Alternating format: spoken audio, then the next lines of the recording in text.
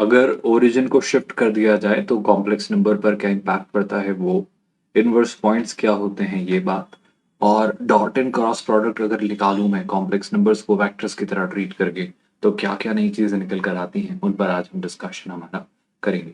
सो वही बात है, अगर मैं आर्गेंट प्लेन आपको एक दूं जिसमें मान लेते हैं मेरे पास एक कॉम्प्लेक्स नंबर है, राइट।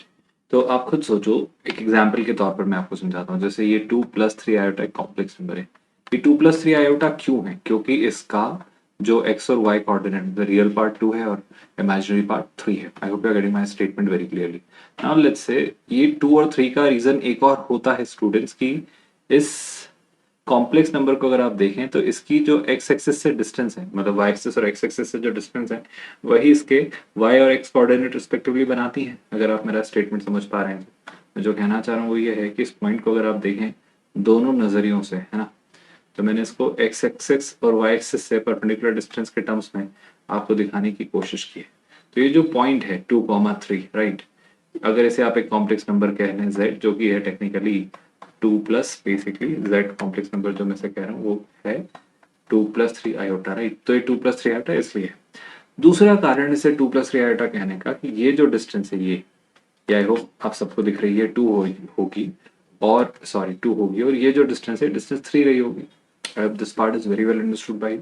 मान लो मैं एक पॉइंट लेता हूँ यहाँ पे, है ना, जैसे मैंने पॉइंट ले लिया 1,1, तो मेरा मानना है 1,1 यहाँ कहीं मुझे दिख रहा होगा। So let's say this is another point जिसे मैं कह लेता हूँ कुछ देर के लिए z0, और ये टेक्निकली पॉइंट है 1,1, है ना। और ये कॉम्प्लेक्स नंबर्स के पर्सपेक्टिव से देखा जाए तो ये है 1+1 आयोटा, है ना। अब मैं आपसे पूछूं 1,1 से इस 2,3 की डिस्टेंस क्या है, कैसे आप निकालोगे? तो बस एक छोटा सा काम करने में जा रहा हूं। ये जो आर्गेंट प्लेन आपने लिया था इसे रीड्रॉ कर रहा हूं। इसे रीड्रॉ इस तरीके से कर रहा हूं कि अब मैंने जो आपका 1,1 है वहां पर इस कॉम्प्लेक्स जो नया आर्गेंट प्लेन हमने बनाया है उसका मैंने ओरिजिन ले लिया। आई होप आप मेरी बातें समझ पा रहे हैं।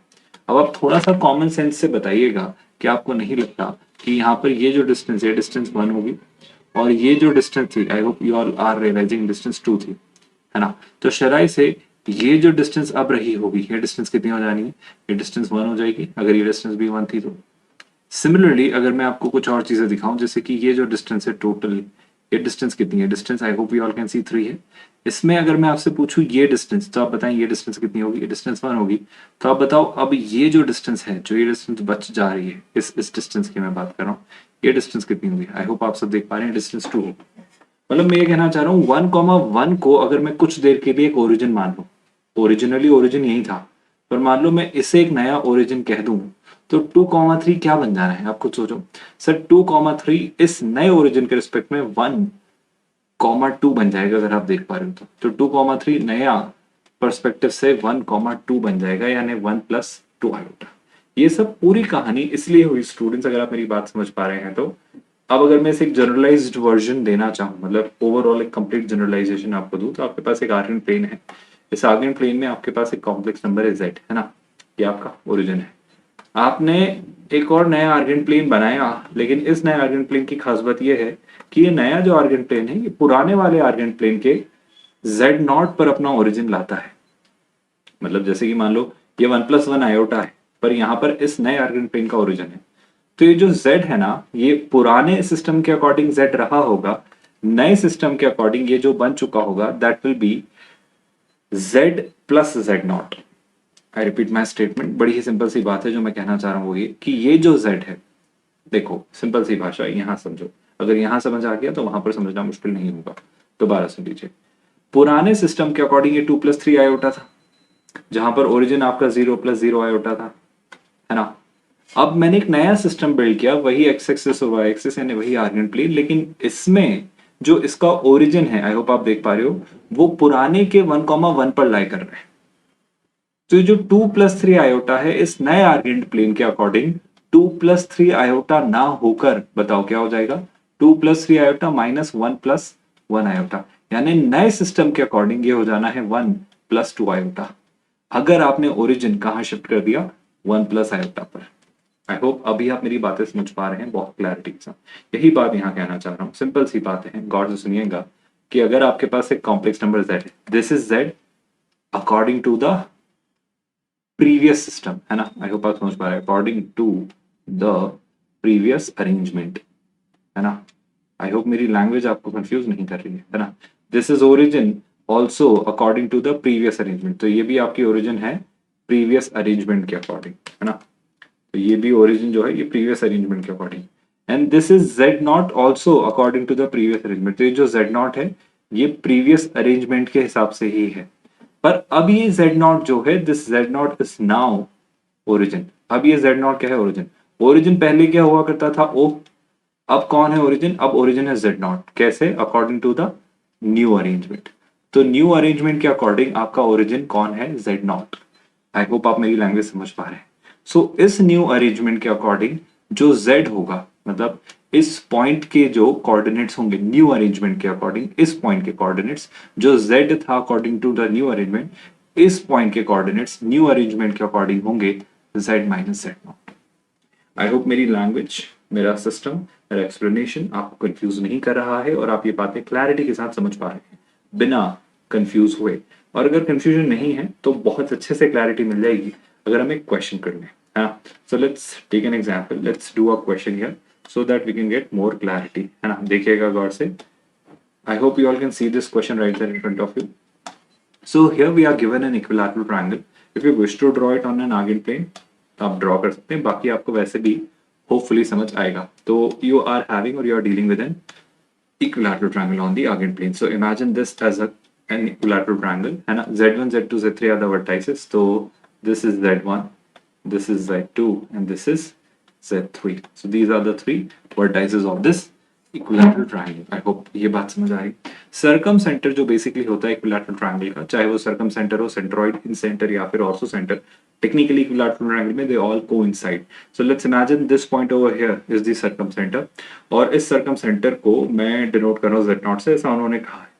तो इक्विलैटरल ट्रायंगल के लिए जो Z0 होगा ना स्टूडेंट्स, वो सेंट्रॉइड, सर्कम सेंटर, इन सेंटर, ऑर्थो सेंटर सब सेम होंगे और वो आप इस फॉर्मूले से निकालते हैं। So this is your circum centre Z0।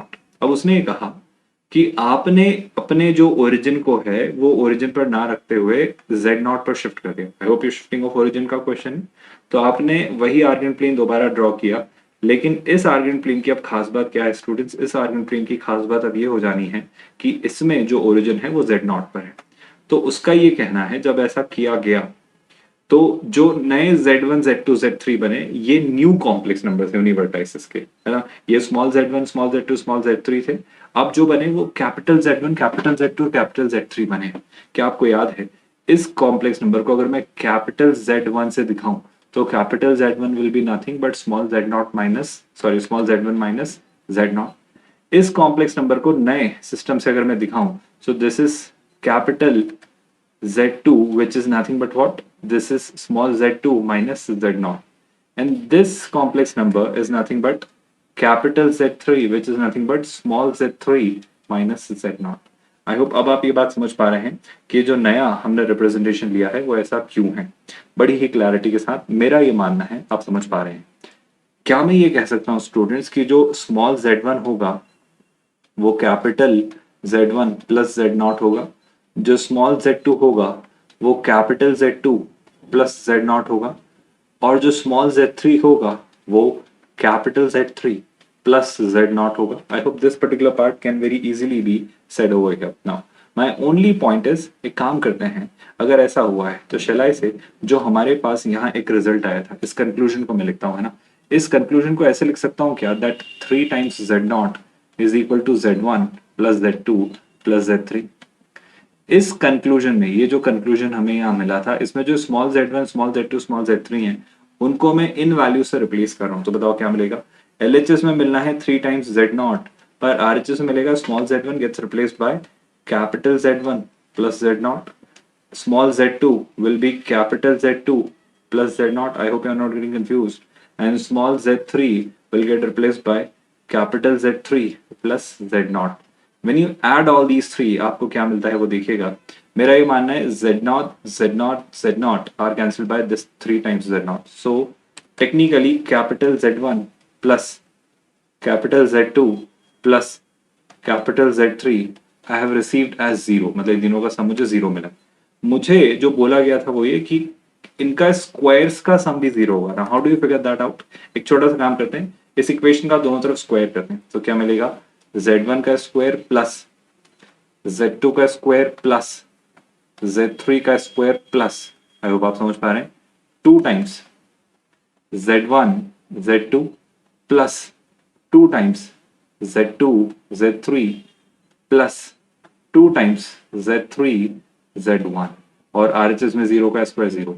अगर मैं काम करूं यहां से इन तीनों में से ये 2 कॉमन ले लूं तो बताओ ये कुछ ऐसा दिखेगा।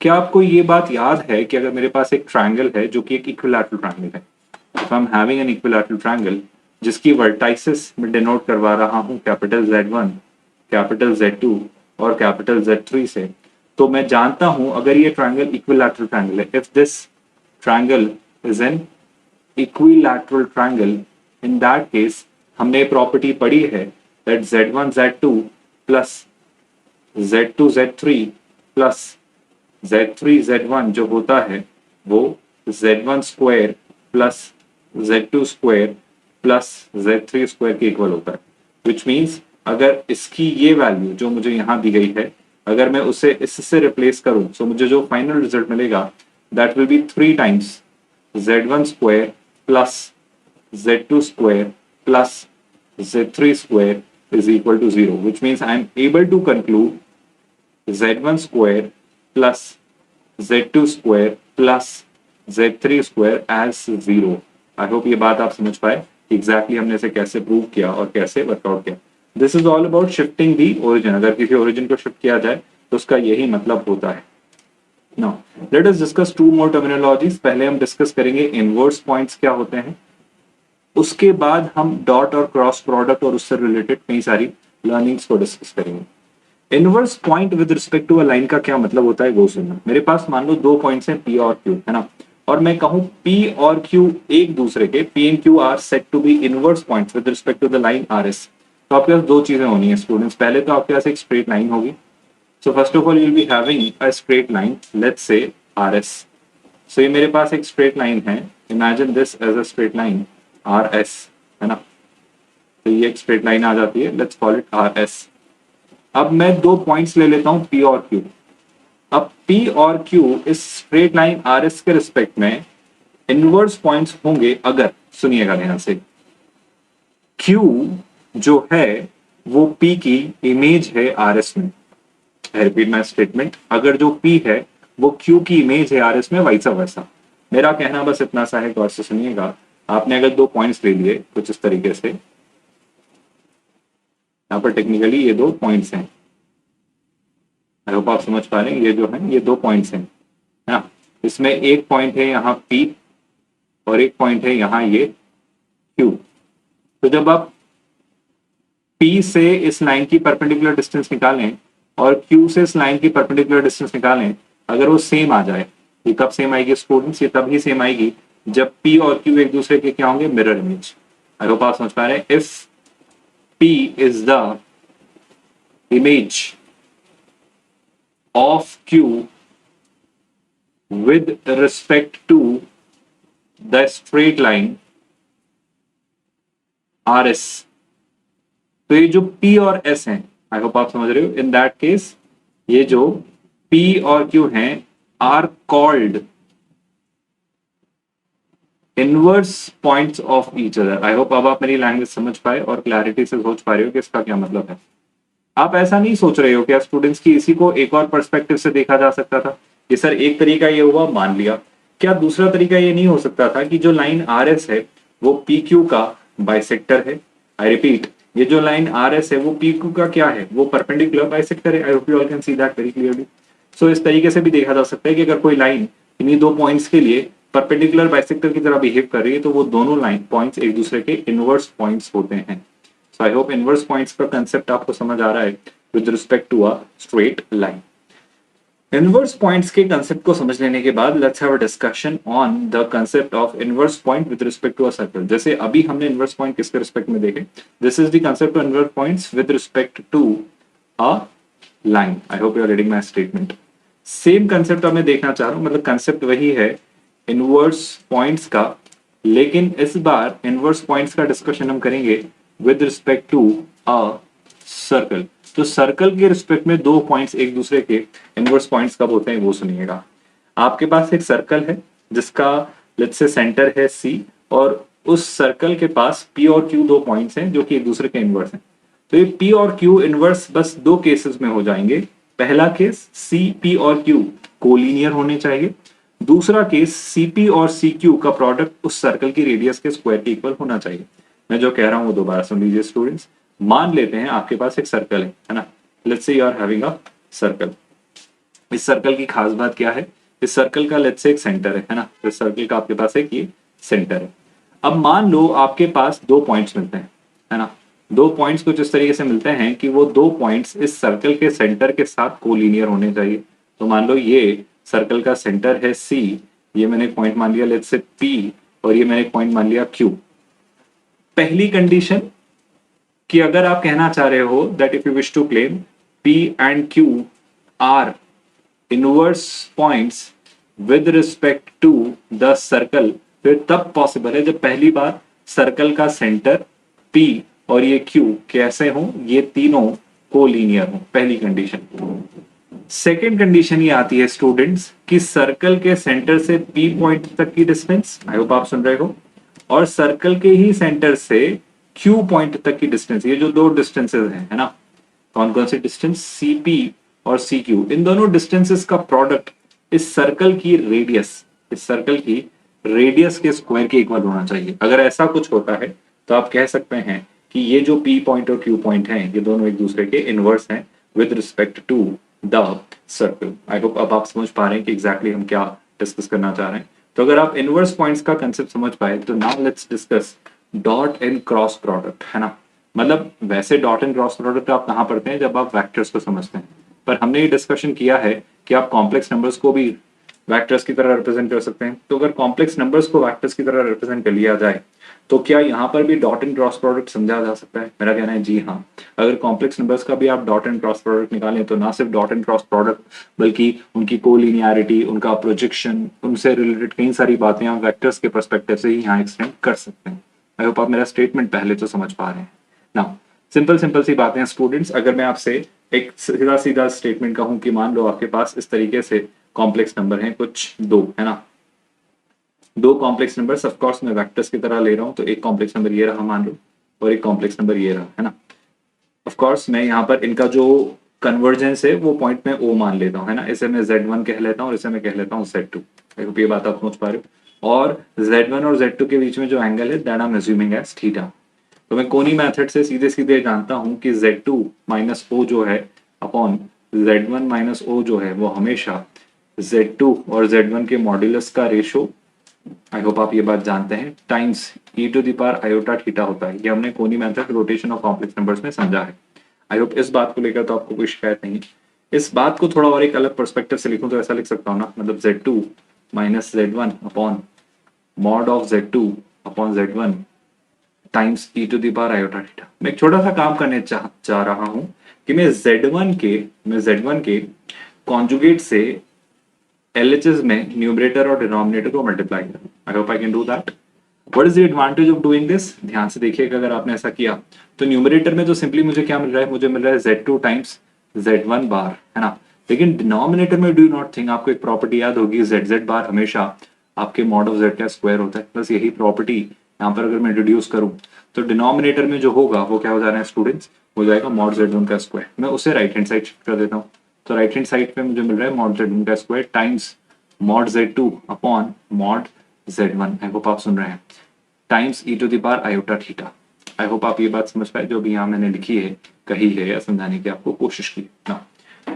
आई होप आप देख पा रहे होंगे that this Z1 cancels this Z1, एक जो मॉड है वो कैंसिल हो जाना है। तो फाइनली जो कंक्लूजन मुझे मिल रहा है वो ये कि Z2 टाइम्स Z1 बार जो है वो Z1 के मॉड और Z2 के मॉड के प्रोडक्ट और e⁻ आयोटा थीटा के इक्वल है। तो सर ये सब कर क्यों रहे हो आप, मतलब इससे फायदा क्या हो रहा है? मेरा कहना है जरा थोड़ा पेशेंस के साथ देखिए और समझिए चीजें कि क्या निकल कर आई हैं। बड़े गौर से देखना, बड़ा इंटरेस्टिंग पार्ट है, यहाँ से सारी क्लैरिटी आपको मिल जाएगी। सोच के देखो यहाँ पे क्या मिल रहा है। देखो ये बेसिकली एक कॉम्प्लेक्स नंबर है, ये उस कॉम्प्लेक्स नंबर का मॉड्यूलस है। और ये उसका cos theta plus iota sin theta वाला मतलब आर्ग्यूमेंट वाला पार्ट आपको बना के देगा। मतलब अगर मैं इसे पोलर फॉर्म में कन्वर्ट करूँ तो क्या लिख सकता हूँ, Z2 Z1 bar can be written as mod of Z1 times mod of Z2 times cos theta plus iota sin theta. I hope no one is confused with whatsoever I have written so far. यहाँ तक तो आप बातें समझ पा रहे होंगे, मेरा ऐसा मानना है। मुझे दो चीजों पर और क्लैरिटी दीजिए आप, कि आपसे अगर मैं पूछूं real part of Z2 dot Z1 bar, so what do you understand by this? Shall I say real part जो होगा वो ये होगा, मतलब मैं इसे लिख सकता हूँ mod Z1 times mod Z2 times cos theta. आई होप आप समझ पा रहे हैं मैं क्या कर रहा हूँ। एंड शेलाई से अगर मैं आपसे पूछूं इमेजिनरी पार्ट, आई होप आप देख रहे हैं, इमेजिनरी पार्ट को लेकर अगर मैं आपसे पूछूं Z2 डॉट Z1 बार क्या होता है, तो डू यू नॉट थिंक ये होगा mod Z1 times mod Z2 times sin theta. अब अगर आप ध्यान से दोनों तरफ के आरएचएस को देखें तो क्या आपको डॉट प्रोडक्ट और क्रॉस प्रोडक्ट का, सॉरी डॉट प्रोडक्ट और क्रॉस प्रोडक्ट का रियलाइजेशन नहीं हो रहा है क्या? आई होप आप देख पा रहे हो कि डॉट प्रोडक्ट और क्रॉस प्रोडक्ट क्या निकल के आ रहे हैं। अगर मैं दो कॉम्प्लेक्स नंबर लेता हूँ Z1 और Z2 तो उनका डॉट प्रोडक्ट लूंगा तो यही तो होगा। तो ये जो लिखा हुआ है this is nothing but what, this is the dot product of Z1 and Z2. And what is this? This clearly is nothing but what? This is the cross product of Z1 and Z2. I hope यहाँ direction भी आती है picture में, but फिलहाल ये समझिएगा कि magnitude wise तो हम वर्कआउट कर पा रहे हैं। तो दो कॉम्प्लेक्स नंबर Z1 और Z2 का डॉट प्रोडक्ट मेरे लिए क्या है स्टूडेंट्स, वो है real part of Z2 Z1 bar.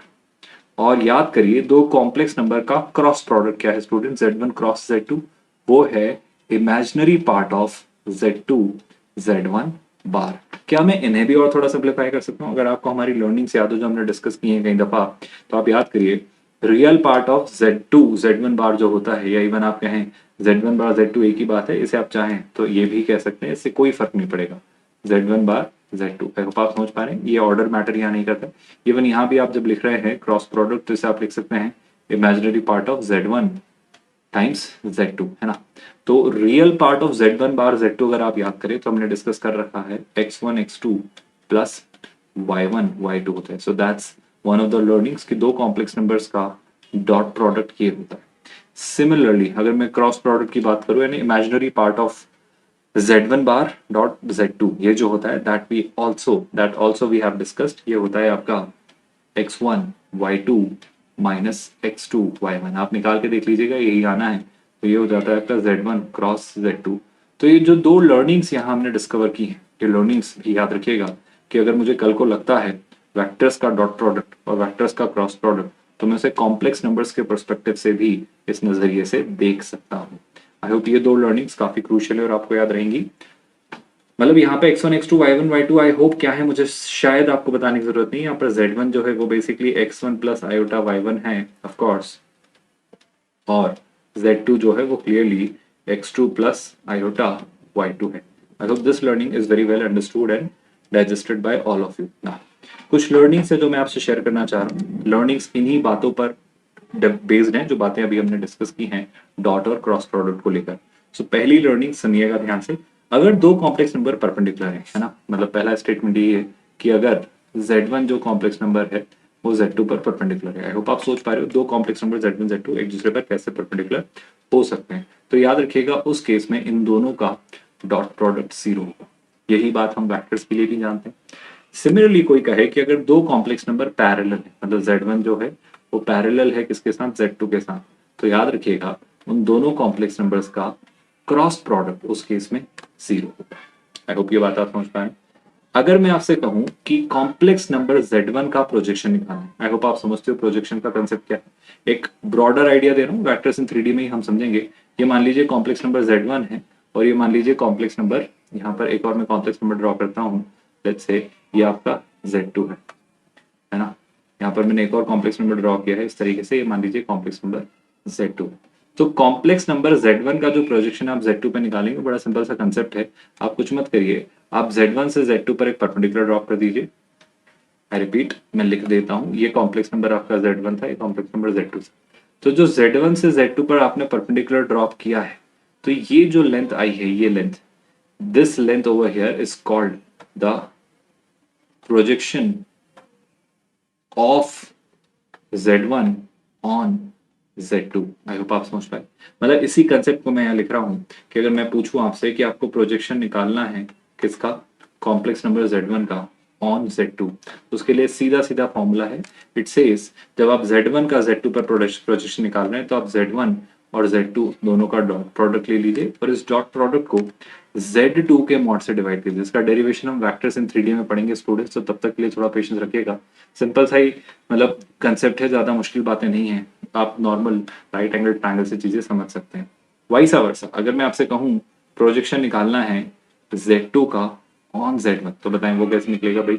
Sir Z2 का प्रोजेक्शन तो Z1 पर निकालना है, तो न्यूमरेटर में तो अभी भी Z1 डॉट Z2 ही होगा, बस डिनोमिनेटर में आपके पास अब मॉड Z1 आता है। तो इस तरीके से आप प्रोजेक्शन पर भी बात कर सकते हैं।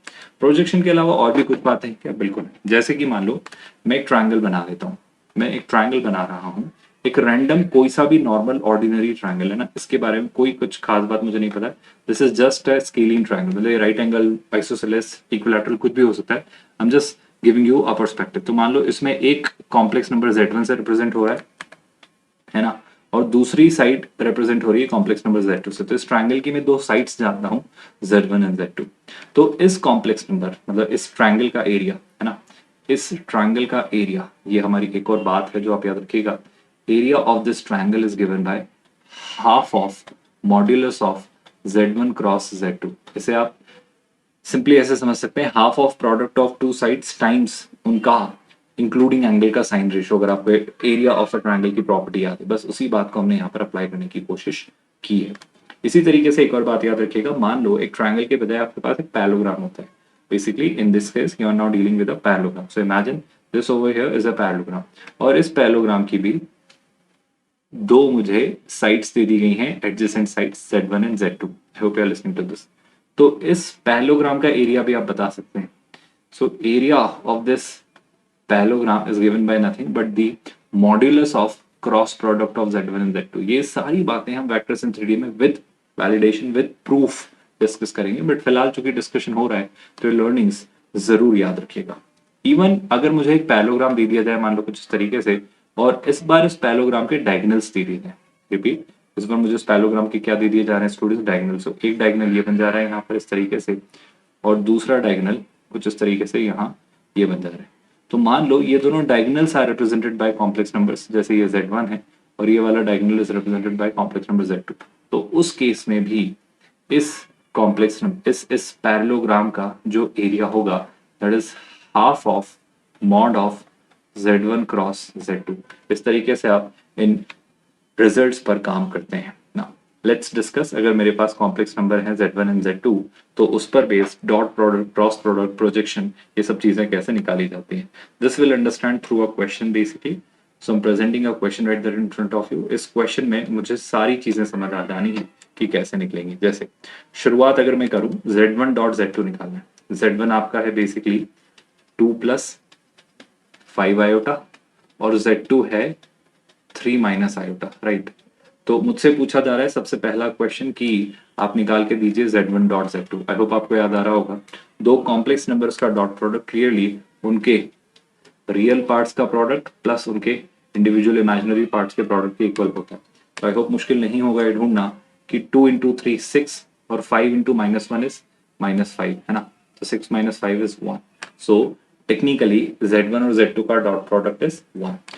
इवन इसी बेसिस पर आप थर्ड क्वेश्चन का भी आंसर दे सकते हो कि dot product basically order matter नहीं करता है। तो आप Z1 डॉट Z2 निकालें या Z2 डॉट Z1 निकालें, आप सोचो यहाँ क्या बन जाएगा, यहाँ X2 X1 बन जाएगा, Y2 Y1 बन जाएगा, तो कोई फर्क नहीं पड़ना है। तो इस बेसिस पर भी आंसर आपका 1 आना है। तो दो क्वेश्चन हमारे क्लियरली आंसर हो जाते हैं। अब मैं सेकंड क्वेश्चन की अगर बात करूं, सो यहाँ मैं निकाल रहा हूँ Z1 cross Z2। Mind you everyone, जब आप Z1 क्रॉस Z2 निकाल रहे हैं तो यहाँ पर फॉर्मूला सिंपल सा है। Z1 क्रॉस Z2 में आप क्या करेंगे, आप लिखेंगे X1 Y2, आई होप आप सुन रहे हैं, माइनस X2 Y1। बड़ा ही क्रूशियल है, यहाँ पर बीच में नेगेटिव साइन है, सो आप Z2 क्रॉस Z1 को सेम नहीं कह सकते, बात समझनी होगी। तो X1 Y2 यानी 2 इंटू -1, आई होप आप समझ रहे हो, और X2 Y1 यानी 5 इंटू 3, और बीच में आ जाना है नेगेटिव साइन यानी -8। तो ये आंसर होगा आपका -10। आई होप आप ये बात समझ पा रहे हैं कि Z1 क्रॉस Z2 कैसे आ रहा है। मैं दोबारा कह देता हूँ, आपके पास एक तो है basically, I am really sorry मैंने थोड़ी सी गड़बड़ की है, मैंने एक पार्ट गलत लिख दिया है ना, दोबारा लिखता हूँ सुनिएगा। x1 y2 है ना, सो x1 y2 यानी 2 into -1 दैट वाज कितना -2, और फिर है x2 y1 यानी 5 into 3, really sorry, so this will be -15, so -15 -2 will give you -17 ना, मैंने थोड़ा सा शायद गलत लिख दिया था, तो ये आ जाता है आपका z1 क्रॉस z2। एक बात बताओ, fourth question, I hope nobody is thinking कि z2 क्रॉस z1 भी ये आएगा, आप समझो ना बात को, z2 क्रॉस z1 में जो पहली टर्म आएगी वो होगा x2 y1, और फिर आप सब्ट्रैक्ट करेंगे x1 y2 को। आई होप आप मेरा स्टेटमेंट समझ पा रहे हैं कि क्या फर्क है, और ये कुछ नहीं है, this is negative of z1 cross z2, यानी वही वैल्यू जो हमने निकाली थी बस उसका negative, so this should be 17। I hope ये बात आप समझ पाए। Now another question arises, acute angle between z1 and z2। अब अगर z1 और z2 के बीच का एंगल निकालना है तो मैं ये जानता हूँ z1 डॉट z2 जो होता है that is modulus of z1 z2 times cos theta, ये हमने लर्निंग डिस्कस की है। तो मैं cos थीटा को क्या कह सकता हूँ स्टूडेंट्स, शैला से मैं cos थीटा जो कि बेसिकली एंगल है इनके बीच का is given by z1 dot z2 upon mod of z1 times mod of z2। बताओ मुझे पता है क्या, मुझे z1 डॉट z2 पता है सर, मुझे z1 डॉट z2 कितना पता है, दैट इज 1। अच्छा, मॉड ऑफ z1 कितना होगा सर, मॉड ऑफ z1 होगा 2 का स्क्वायर 4, 5 का स्क्वायर 25, यानी हो जाना है √29। आई होप आप सुन रहे हैं, और 3 का square 4 plus 1 9, so this is √9, and √9 का आप लिखते हैं बेसिकली 3। सो जो आपका एक्यूट एंगल आ जाना है, क्लियरली पॉजिटिव एक वैल्यू आ रही है, मैं दोबारा आपके सामने लिख देता हूँ, मैंने फिर से कुछ गलती की है, 3 का square 9 plus 1 10, so this is √10। हम रियली सॉरी, पता नहीं मैं क्यों इस सिली कैलकुलेशन एरर कभी कभी कर देता हूँ। So this is √29 into √10 which when simplified further gives you cos theta का वैल्यू 1 अपॉन √290, राइट।